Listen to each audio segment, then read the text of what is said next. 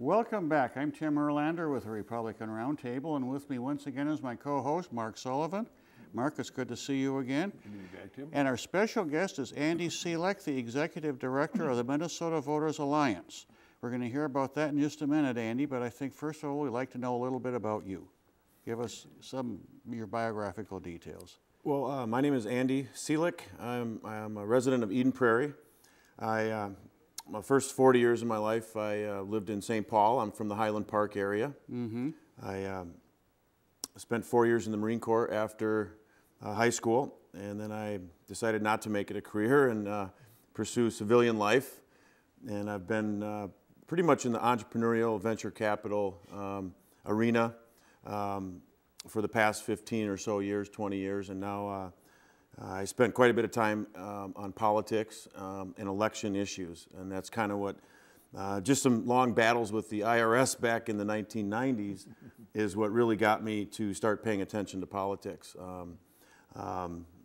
Just from the capital gains taxes, and I started learning about all these different taxes that really bury people. And I'd read the paper, and every day we were losing freedoms and rights, and it was just on a daily basis. So that's kind of my background. I've been in Eden Prairie now for 4.5 years. Met a nice lady out here, and that's what got me out here to Eden Prairie. That'll do it. That'll do it. That'll do it. So I like it out here, but I still spend a lot of time in St. Paul as well. All right. Now let's start talking about the Minnesota Voters Alliance. What is it? Start right from the beginning. None of us, a lot of us at least haven't heard of it, so you've got to really educate us now.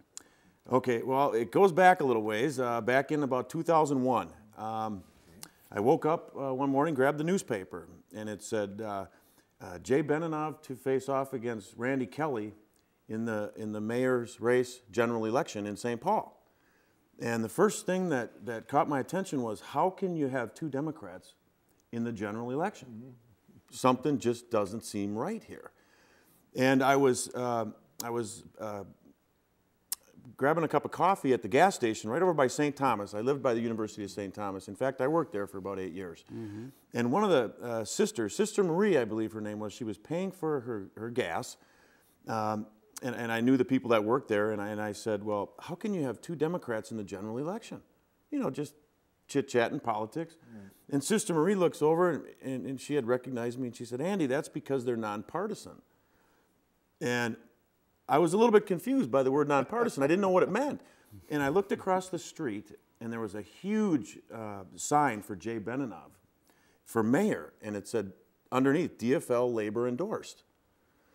And so I'm scratching my head going, what am I not getting here? It's nonpartisan. That's why there's two Democrats in the general election. Nonpartisan, therefore non-political, but right. It's political. You know, so I drove into the office that day, and I told a couple of my assistants, I said, you know, I don't know anything about this stuff, but I'm gonna do something every day to work to change this, because this just isn't right. And every day I did a little bit of something. I talked to legislators. I did a lot of research on home rule charters. What does a home rule charter city allow cities to do? How did it get this way? You know, and we just went way into it. And come to find out, just a little history on nonpartisan elections, we found out that most people didn't know what a nonpartisan election was. Yeah, most don't. They couldn't define it, and I started asking questions, and I get all these different answers. And it simply means that the top two vote getters advance to the general election. Right. Okay? With no party designation on the ballot. Right. However, I found out about a year later that Minneapolis, and I have one of the ballots I could show you, but they have a nonpartisan election where the top two vote getters advance, but they have party designation on the ballot. So it's really not a nonpartisan situation. And so anyway, that's what got going, and we said, you know, how did it get this way? And we found out that the entire Minnesota legislature was elected on a nonpartisan basis from 1913 all the way to 1973. And what I had found out from the historical research at the Minnesota Legislative Research Library was that in 1913 there was a bill to provide for no party election for judges. And it was coming up on Christmas time, so they took the whole legislature and threw that on the bill for no party election of the legislature. just thinking it would kill it so they could go home because it was Christmas. And it stuck for 60 years. The Minnesota legislature was elected on a nonpartisan basis. And it wasn't until Governor Wendell Anderson came along and said nonpartisan elections have proven to be a farce. It's time to take the blindfolds off the voters and make certain they know the party affiliations of the candidates before they cast their vote. And so Minnesota legislature went back to partisan elections in 1973. Well, the Wendell Anderson legislature in 1973 went one step further. And they said all cities of the first class shall have partisan elections for their city council and mayor. Okay, and that means all cities that have 100,000 or more citizens. That's a city of the first class, that's called. And so that's kind of the history of how it happened. And then St. Paul became a home rule charter city in 1972, okay, a year prior to that. And then in 1978, they put it on the ballot to go back to nonpartisan elections by powers of the home rule charter. Okay, so that's how St. Paul went. After the legislature said you have to go to partisan elections, they decided to stick it to the people and put it on the ballot. Well, no one even knew what it meant. So they passed it because the word nonpartisan sounded good. I mean, it sounds good, nonpartisan. I mean, we're all going to get along, you know. Everybody's going to agree, and there's not going to be any fighting and arguing. And then Minneapolis followed suit in 1983. And then Duluth followed right around that same time. So you had three cities that all went back to the way they had it because they're a home rule charter city, which the legislature gives cities of the home rule charters that have a home rule charter power to control their own elections. Okay, basically is what it comes down to. Cities can control their own elections. And that brings up one of the issues that we're working on now, which is photo ID. Okay, to require photo IDs at the voting booth. But just to back up one quick second, so we had this nonpartisan election stuff, and we're going, well, how do we get back to the way it should be? And so we got a petition going in St. Paul to go back to the way it was. So you could have one person from each party in the general election instead of 90% of the time you have two candidates from the same party. Right. In Minneapolis, you had Sharon Sells Belton against R.T. Ryback.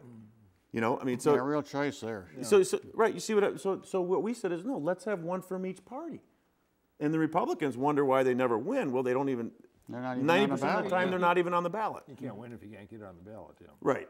And a lot of Republicans said, no, if we start telling people who we are, we'll never win.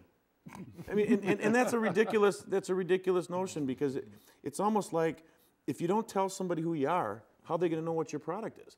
And Mary Kiffmeyer once told me, she said, Andy, she said, you know, I use the analogy of a can of soup.